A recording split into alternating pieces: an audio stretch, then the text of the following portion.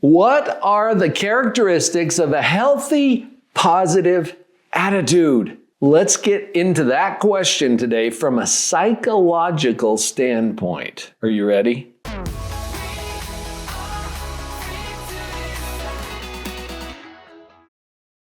Hi, I'm Dr. Paul Jenkins. I'm a professional psychologist. My focus is positivity.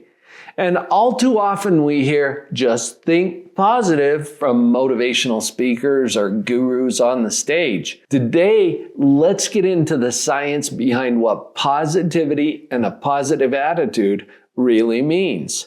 Stick with me to the end because I've got a free gift for you as a bonus for watching. So let's break this down into first a definition of attitude and what that actually means. Let's get into responsibility after that, and then the piece about solving problems and bring it home with resilience. So the definition first, what is attitude? I'm so grateful that my son is a pilot. Not only do my wife and I get to enjoy standby privileges on most major airlines, but he also taught me something about attitude that I think has been transformational to my thinking. It's position. This is an aviation term. I didn't know attitude was an aviation term. I knew altitude, but in the cockpit of an airplane, the altitude indicator is not nearly as important as the attitude indicator. Attitude in aviation means the position of the plane. Position. Put a pin in that word. It's the position of the plane relative to the ground or to the horizon. You can have a nose-up attitude, which can give you altitude, by the way, if you've got enough thrust and lift. You can have a nose-down attitude, which is heading you into the hard stuff. It's position. And one thing that I learned about attitude from my pilot son is that if you're ever in trouble up there in the sky, check your attitude first. I'm going to just latch onto that as a psychologist as well. If you're ever in trouble out there, check your attitude first.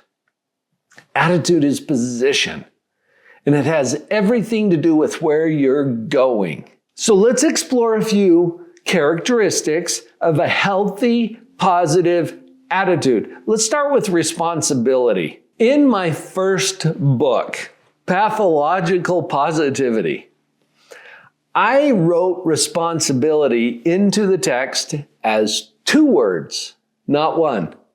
Responsibility. It's your ability to respond to whatever happens out there. How is that even attitude? I think responsibility, your ability to respond, is a chosen position, regardless of what your circumstances are. Have you ever done this? I know I've done it more than I like to admit, but you're out driving, you get lost in your thoughts, you kind of get distracted or whatever, and you go right past your exit. My buddy and I were teaching, we were doing a full workshop seminar for a group of police officers in Lake Havasu, Arizona. We were flying back to Utah from Las Vegas, Nevada. Okay, now we've got 3 states so far. Did you hear it? We're doing training in Arizona. We're going to drive back to the airport in Nevada so that we can fly back to Utah. Got it? Okay, so I'm driving. I'm out there and I kind of get lost. I'm talking to my training partner and I see the sign that says, "Welcome to San Bernardino County," which is in California. That's not even one of the 3 states on our itinerary. And here we are in California. Now, in that part of the United States, the borders are very close together. But here we are in the wrong state. And he busts up laughing, my training partner, because I teach this all the time. And I still do it all the time.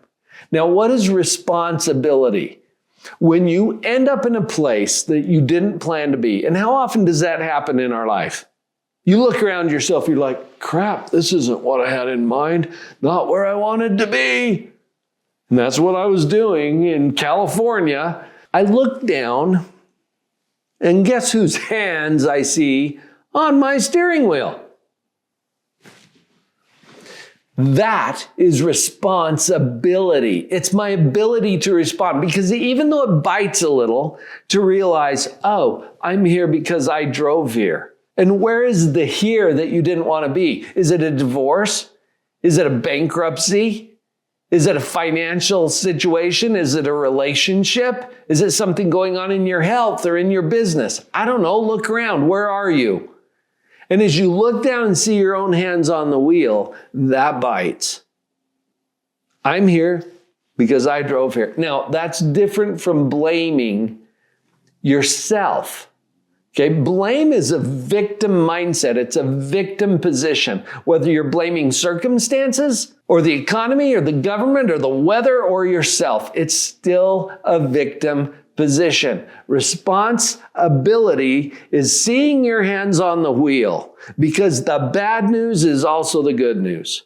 If my hands are on the wheel, what can I do now? Look, I can drive it. I spent 13 years of my career doing child custody evaluations for the court. Bitter, angry, divorcing parents cannot figure out how to share their kids. I got sent in to figure that out and give recommendations back to the court. Guess who these bitter, angry, divorcing parents are blaming for all their problems? Yeah, each other. How soon is the ex going to make everything okay? That's the trap. When our fingers are pointing, we're waiting for whoever or whatever we're blaming to make it all okay for us.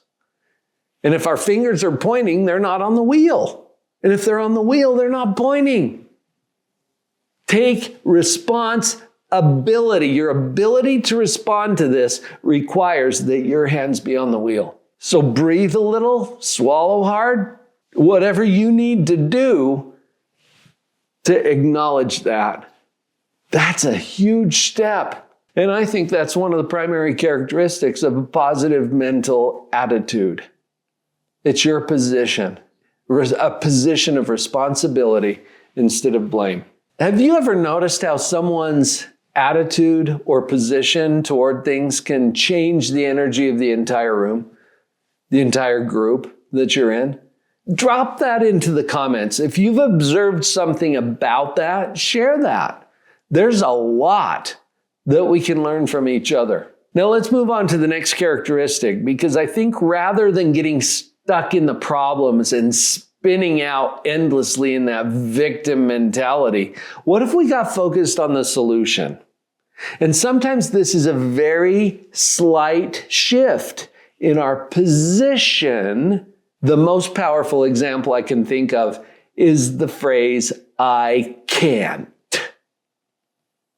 You familiar with that one? You've heard it, haven't you? You've probably said it before. You've certainly thought it from time to time. I have too. Welcome to the planet. That's how humans operate. I can't. Now, question. What's the next step after I can't? Yeah, there is no next step. Unless it's curl up in the corner in fetal position or something. There's no next step. It's like a big power switch on your brain that you switch off. Now, shut her down. I guess we're done here. Right? There's no next step. What if we were to change our position? Think about the relevant settings where that shows up. Oh, I can't do this. I can't handle this. I can't do that. I can't afford it. I can't tolerate this. I can't go on living like this. Just a few examples. Now, what if we were to change our position, also known as attitude? What if we were to change it? How can I? Now, that's not even a statement. That's a question, as long as it's still a question. Some people say, well, how can I do that? And it's not even a question. It's a statement disguised as a question. Watch your punctuation. Put a question mark on it. How can I do that? Well, I can't afford that. How can I afford that?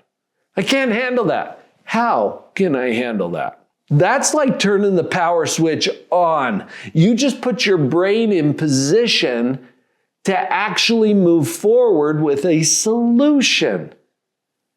When we blame the problem for our stuckness, our brain doesn't have access to the solutions. Simple shift, and that will make a huge difference. This is one of the characteristics of a positive attitude. Now, positivity doesn't mean that life is easy. And it's not ignoring the difficulties that are inherent in human life on planet Earth. So let's talk for a moment about resilience.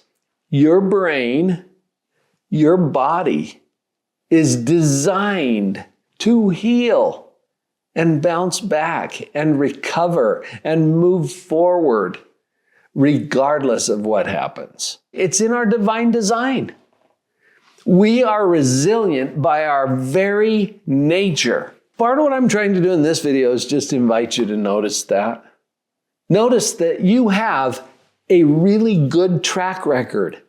I mean, think about it. You have already handled everything so far, your whole life. Now, I know this is when the chatter kicks in. It's like, well, Dr. Paul, I haven't done a very good job. Well, that's kind of judgmental. Who are you to say that you didn't do a good job? I believe that you did the best job you knew how to do with what you had at the time. Why would that ever change? You are resilient by your very divine nature. Connect with that. It's who you are. Realizing that and owning it is part of a healthy, positive attitude because it happens to be true. The overwhelming evidence is that you can do hard things. Now that's good news, isn't it? And how would you feel if you truly believed in your heart and in your mind that you could handle anything? Fear would disappear. Courage would step in. And you would move forward with power and purpose in all of your key relationships. You would become a leader to be admired and followed. Let's connect to that part of you. I told you I had a little gift for you. And if you'll go to the URL on the screen, drpauljenkins.com/mini, M-I-N-I, I'm going to put a digital copy of this directly into your inbox. Are you ready for this? Now, what my mini book describes is a powerful psychological model that takes positivity out of the fluff and the rah-rah motivational speakers to the science behind how to operate the equipment of your own mind. You're welcome. I'm happy to provide that for you. That is a free gift from me to you. I appreciate your being here. Will you share this episode with someone that you think could really use it? And go grab your mini book. It's waiting for you.